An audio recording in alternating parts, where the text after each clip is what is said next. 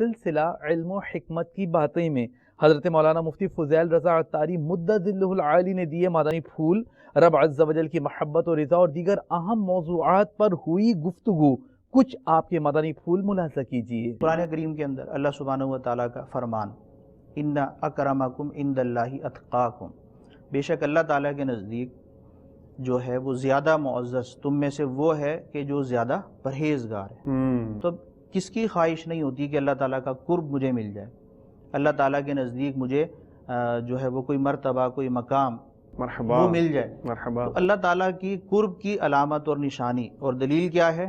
وہ تقویٰ ہے۔ جو جتنا زیادہ متقی ہے وہ اللہ تعالیٰ کے نزدیک اتنا زیادہ معزز ہے۔ دوسری آیت مبارکہ مشہور و معروف ہے جس میں نبی کریم علیہ الصلوۃ والسلام سے ارشاد فرمایا، قل ان کنتم تحبون اللہ فاتبعونی یحببکم اللہ، کہ اے محبوب آپ فرما دیں اگر تم اللہ تعالیٰ سے محبت کا دعویٰ کرتے ہو تو میری پیروی کرو، میری اتباع کرو، اللہ تعالیٰ تم سے محبت فرمائے گا۔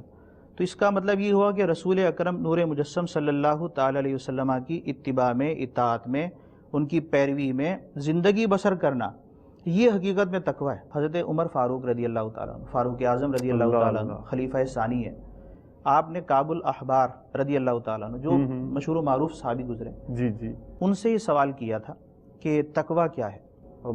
تو انہوں نے جو ہے اس سوال کے جواب میں فاروق اعظم سے سوال کیا کہ کبھی تم خاردار رستے پر سے گزرے ہو؟ تو فاروق اعظم رضی اللہ تعالیٰ نے جواب دیا کہ جی ہاں۔ تو پھر دوسرا سوال بھی انہوں نے کیا، کیسے چلتے ہیں؟ تو فاروق اعظم رضی اللہ تعالیٰ کا جواب ظاہر بات ہے بالکل واضح تھا، کیسے چلا جاتا ہے؟ آپ نے فرمایا کانٹوں سے بچتے ہوئے اور اپنے کپڑوں کو سمیٹتے ہوئے، احتیاط کے ساتھ چلنا پڑتا ہے۔ اگر کپڑوں کو بھی نہیں سنبھالا اور تھوڑا سا بھی ڈس بیلنس ہوئے تو کیا ہوگا؟ کہیں کپڑے ادھر کانٹوں میں الجھیں گے، کبھی ادھر الجھیں گے۔